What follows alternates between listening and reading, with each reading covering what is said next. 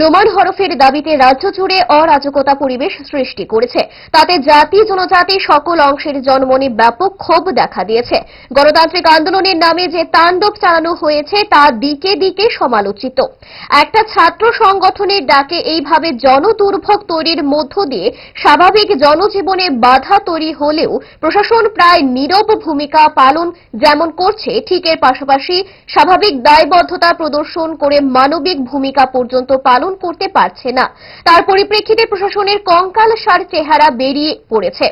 Roman স্ক্রিপ্টে Kokborok ভাষা চালুর দাবিতে জনজাতি ভিত্তিক ছাত্র সংগঠন টিএসএফ এর ডাকা অবরোধ কর্মসূচিকে ঘিরে বিভিন্ন এলাকায় প্রচন্ড জনদুর্ভোগ থেকে শুরু করে যানজট তৈরি হয়েছে, যা স্বাভাবিক জনজীবনকে প্রভাবিত করার জন্য যথেষ্ট। তেলিয়ামুড়া থানার অন্তর্গত হাওয়াই বাড়ি থেকে প্রায় ৪৫ কিলোমিটার পর্যন্ত ছোট বড় মাঝারি বিভিন্ন গাড়ি সহ পণ্যবাহী লরিগুলো ঠায় রাস্তায় দাঁড়িয়ে রয়েছে।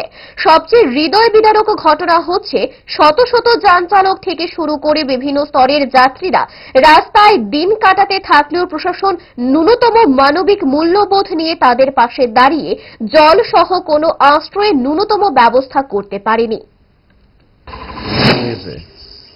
कितने दिन हो गए रास्ते पे? आज दूसरा दिन है रास्ता में।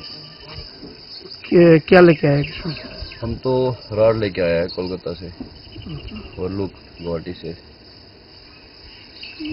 तेलियामुड़ा में यहाँ पे कब अभी है? तिलियामुरा में सुबह 4 बजे से हम हैं। अभी तक रोड पे है। अभी रोड बंद ही है, स्ट्राइक चल रहा है, तो देखते हैं क्या होगा। क्या दिक्कत हो रहा है आप लोगों को?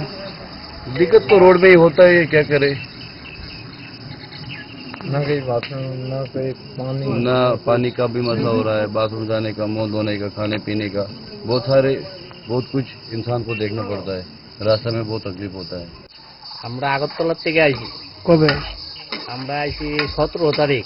আমরা তদুত কাজ করতে গেছিলাম। তদুত কাজ সাইরা বাড়ি ফেরার সময় আমরা এরকম ভাবে আটকা পড়ছি। यानी कब दिन रहा? এখানে আজকে 2 দিন।